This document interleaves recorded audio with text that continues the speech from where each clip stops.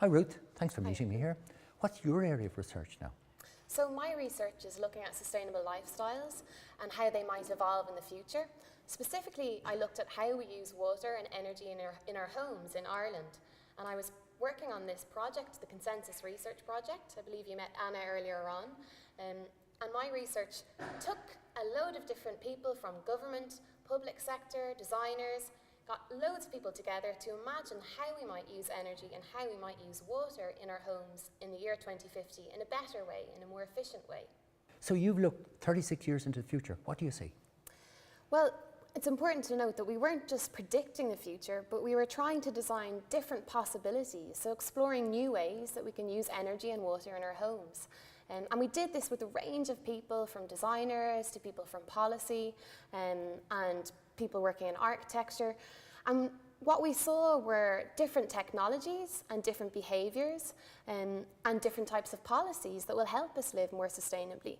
So give us a picture of what that's like. Yeah. So taking the example of water use, in the future we'll be using it much more sustainably. So at the moment we use about 150 litres of water per person per day to wash ourselves, brushing our teeth, to flush our toilets, and all this water is treated to drinking standards. So in the future we'll see much more use of grey water, so water that's been used once, reusing water rather than just using drinking water to flush our toilets, for example.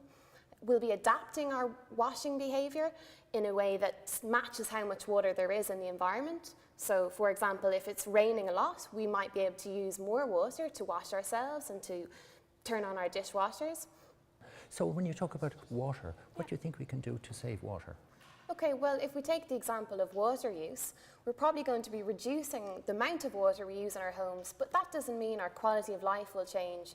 So, for example, when it comes to our washing activities, washing ourselves, we might not be using a shower for 10 minutes with hundreds of litres coming out of the shower head. We might, for example, in the future have low flow showers or steam washes that reduce the amount of water we use. We might see greater use of gel washes, so we can clean our hair and we can clean our bodies using gel. For example, we might change our washing behaviour depending on how much rainfall there is. So at the moment, we just turn on our taps and we have no concept of how much water there is available in our aquifers. In the future, maybe we'll have ways of finding out how much water we have available and then changing and planning our behaviour around that.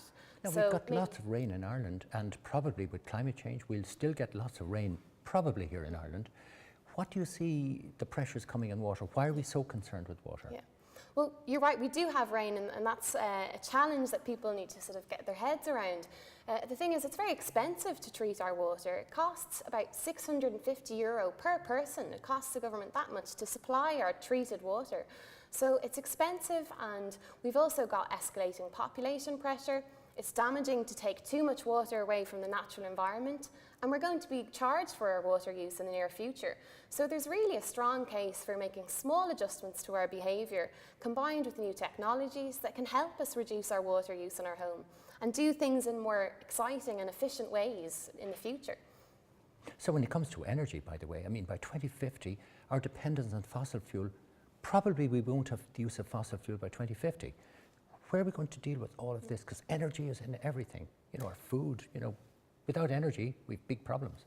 Yeah, so we were looking at energy use in the home, and rather than just saying, right, we need to reduce our energy, we said, what do we use our energy for? And we use it to heat our homes. Home heating is one of the key end uses of energy. So in our research, we said, how could we do home heating in the future in a way that uses less natural resources and uses less energy? And we said, for example, maybe we don't need to use central heating to heat the whole home. Maybe we'll just heat our bodies. Maybe we can take advantage of some of these new smart materials that will heat the person instead of heating the space. Maybe we'll have more targeted heating in the home where we can go in and we can see an LCD screen of where we're using our energy. We can switch it off remotely. We can target heating in certain parts of the home. So we were exploring all these ways that involve new technologies as well, not just using fossil fuels, but new ways to deliver warmth. We want to be warm and comfortable. Perhaps we can do them with less fossil fuels.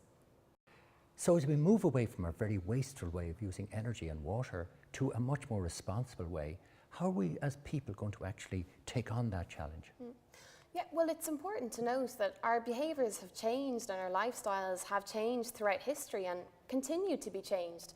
So we really have to figure out how we can shape the way society evolves and how we live every day in ways that are better and use less resources.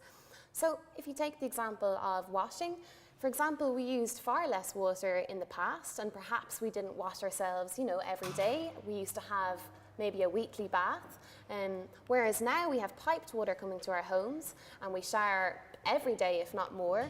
But we might be able to reduce that in the future, and reduce that using efficient technologies, but also using behavioural awareness. So it's about us becoming more aware, but smarter systems that can help us actually reduce our water and our energy use in the home. So the changes that you kind of vision into the future, are we going to have to kind of react now and make a change now, or can we leave this till later? Yeah. Well, we definitely have to act now, because we can't just let these changes unfold the way they would without any kinds of actions.